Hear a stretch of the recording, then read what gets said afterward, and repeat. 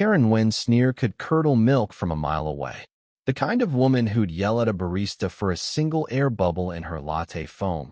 She stood on her pristine porch, arms crossed, looking like she'd just swallowed a lemon whole. This wasn't just any Tuesday. It was the day my lawn care team, three of us, barely scraping by on sweat and hustle, faced the wrath of the HOA Karen sisters, HOA, and her equally insufferable sibling, Lynn. They ruled our suburban neighborhood like petty dictators, their manicured lawns a testament to their obsession with control. But when they stiffed us on a $500 landscaping bill, we decided to fight back, not with fists, but with flair. What we didn't expect was for our petty revenge to land HOA in handcuffs. It all started 3 months ago when HOA hired us to transform her jungle of a front yard into something HGTV-worthy. "Make it perfect," she barked, her voice dripping with condescension, "or I'll make sure you never work in this town again." Her sister Lynn, perched like a vulture on the porch swing, nodded in agreement, her eyes scanning us like we were roaches. We're used to tough clients. Running a small lawn care business in a wealthy enclave means dealing with egos bigger than the estates, but the Nguyen sisters were next level. They demanded we work weekends, micromanaged every blade of grass, and complained about the unprofessional dirt on our boots. We poured our hearts into that yard. Me, Javier, and Aisha spent weeks edging, mowing, planting azaleas, and installing a drip irrigation system. The result was a masterpiece: lush green turf, vibrant flower beds, and a sleek stone path. Even the neighbors stopped to gawk. But when we handed HOA the invoice, she laughed in our faces.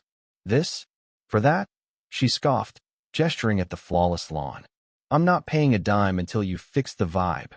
"It's too common," Lynn chimed in. "Yeah, it's giving peasant." We tried reasoning. We sent polite emails, called, even showed up with a revised bill, cutting our labor costs in half.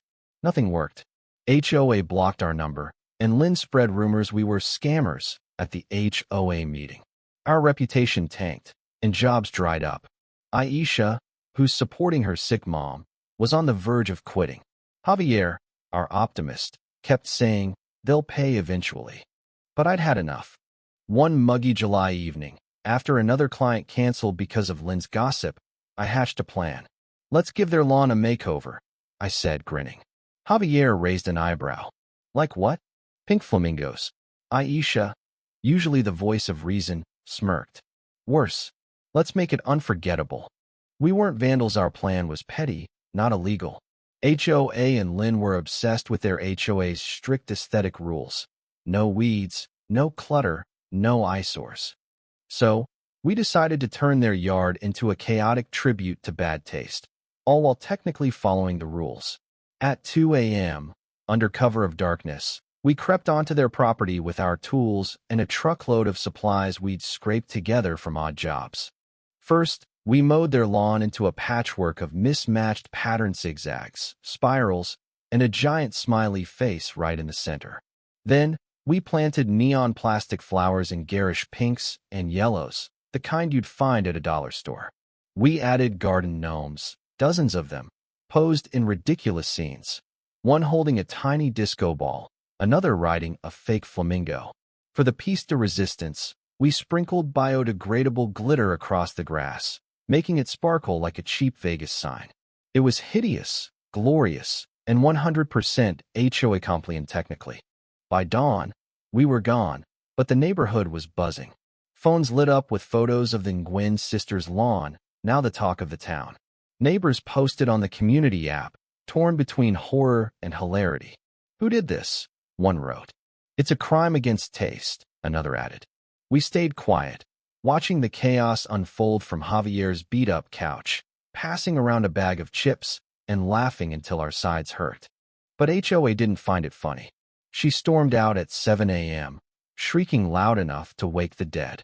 "Who dares defile my property?" she bellowed, kicking a gnome so hard it flew into the neighbor's hedge. Lynn, trailing behind, clutched her phone, already dialing the HOA president. They assumed some teenagers were to blame, and HOA demanded a full investigation. She even called the cops, claiming vandalism. That's when things got messy. The police showed up, took one look at the glittery disaster, and tried not to laugh. "Ma'am, this isn't vandalism," the officer said. "It's creative landscaping." But HOA wasn't having it. She insisted on reviewing her security footage, convinced she'd catch the culprits. What she didn't know was that we'd avoided her cameras Javier's cousin used to install those systems, so we knew their blind spots. Frustrated, HOA took matters into her own hands. She started interrogating neighbors, banging on doors, accusing anyone who'd ever crossed her. When she got to old Mrs. Carter, a sweet widow who'd once complained about HOA's loud parties, things escalated. HOA screamed, "You're jealous of my lawn, you hag," and shoved Mrs. Carter's mailbox off its post. That was her first mistake. Mrs. Carter, shaken but sharp, called the police again. This time, they weren't laughing. HOA's tantrum had crossed into property damage, and Mrs. Carter had Ring camera footage to prove it.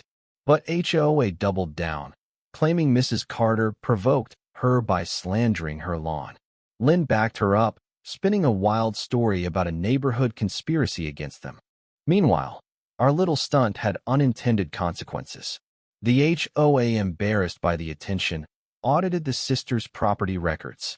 Turns out, HOA had been dodging fines for years by bullying the board into overlooking her violations like an unpermitted shed stuffed with questionable antiques.